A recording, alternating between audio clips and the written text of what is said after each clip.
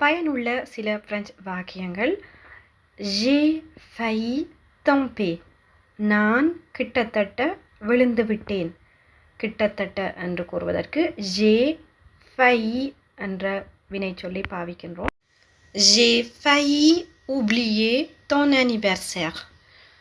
J'ai failli oublier ton anniversaire.